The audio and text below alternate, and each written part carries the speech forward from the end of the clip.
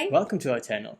My name is Khairul, And I'm Nasha. and today we'll be talking about the 8 things we think you should consider when making a pretty simple travel budget. Number 1, flights.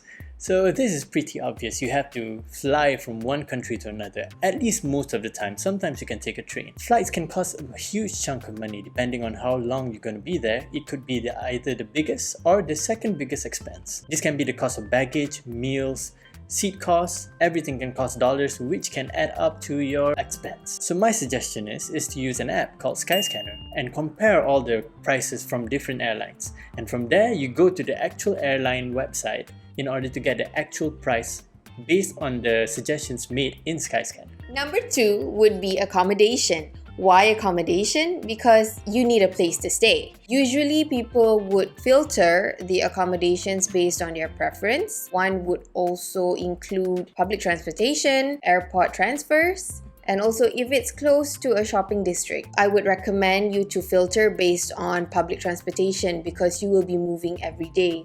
You would need that to be close to your hotel. So in order for you to filter according to your budget, you can try checking Agoda, Booking.com, Skyscanner, and a few others. Now that you find your flights and place to stay, so next thing you need to know is the entry requirements of that country. Because some countries would require visas, COVID vaccinations, or even certificates of your vaccinations. And this would need to be budgeted if it requires cost. The simplest thing to do is to go on Google, search entry requirement to X countries, and find for a government website because that is usually the most updated entry requirements that is required by that certain country. Once you found that, you see if you fulfill something, you need a visa, go and apply.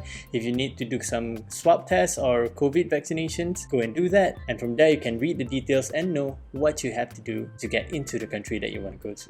Now that you've gotten into the country, you would have to know how to move around. The most important part of moving around would be from the day you land, which is airport transfer. How you're gonna move from the airport to your hotel, and also from your hotel back to the airport on your last day. And the others would be considered for your daily commute. You can travel via bus, subway, taxi, or even on your 2 feet. So all this you can check via Google Maps because usually on Google Maps it's already added the fare to the mode of transportation. So it's easier for you to budget from there and you will know how much you have to put aside. Yeah, this is pretty simple.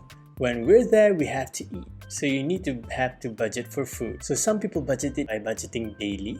Some people budget it by planning which restaurants they want to go. So they budget for each and every restaurant. That way is quite good too because sometimes you have to book in advance. Some restaurants might be packed 2 to 3 weeks ahead. My personal preference is to check how much a McDonald's meal would cost there because then I would know how much a sufficient meal would be enough for me. From there, I would compare and plan my own budget for what I would have for breakfast, lunch, and dinner.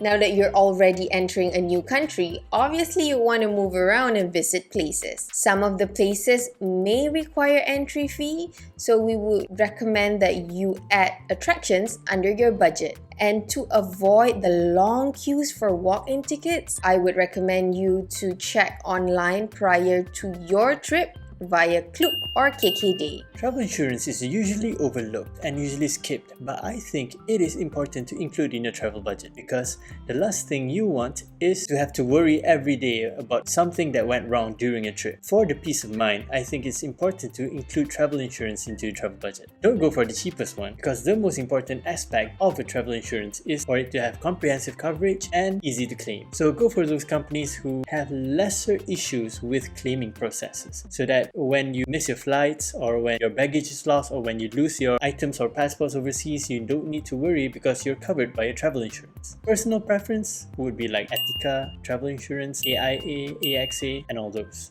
And finally, the last thing to add to your travel budget is, of course, shopping. Because come on, when we travel, obviously we will buy something for ourselves and for the person that we love back home. In order to avoid overspending, I would suggest that you survey first. For the first few days of your trip, you can walk around and check the prices for the items that catch your eye. Throughout your trip, usually you'll find similar items in different shops with different prices. By comparing the price, you will get to buy the same item at a cheaper price. So my suggestion is save your shopping for the end of the trip.